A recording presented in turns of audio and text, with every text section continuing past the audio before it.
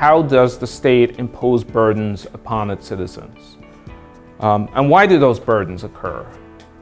What are the consequences of those burdens? Really large proportions of people who are eligible do not receive means-tested programs, whereas almost everyone receives universal program. Let me start by defining now, finally, what I mean by administrative burden. It's individuals' experience of policy implementation as onerous.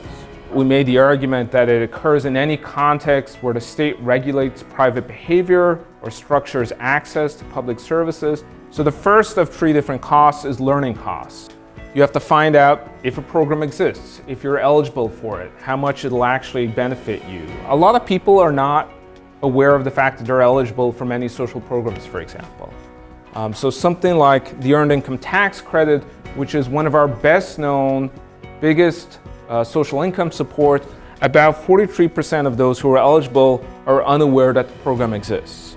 We see similar numbers of estimates for people who are eligible for SNAP or food stamps or job training programs. On the other hand, there are things that we might assume reduce learning. So if you're a union member and get laid off, you're more likely to get unemployment benefits because the union will help you through that process. Third parties can help to reduce the learning costs that you encounter. It seems reasonable in some cases if you just tell people that something exists and you could benefit from it, that reduces their learning costs and makes them more likely to take up the program.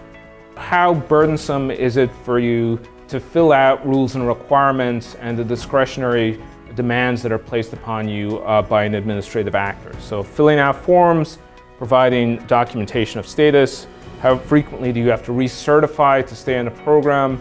Do you have to actually spend money on transportation or on legal help? Looking at surveys of eligible non-applicants, people perceive paperwork and documentation demands to be discouraging to them. Some natural experiments where states have done things like move to face-to-face interviews instead of phone interviews. Those tend to reduce take-up of social programs. On the other hand, if you replace multiple forms for different programs with a single form that collects the same information, generally the evidence there suggests that by reducing those burdens, you tend to increase take-up. We might also worry about, or at least be concerned about, how these perceptions of burdens vary across populations. When as citizens we have very different experiences of the state as being more or less burdensome, that probably then affects how we think about the state generally. Part of the job of public administration and public policy is to think about how to design burdens in a way that improve multiple values at the same time,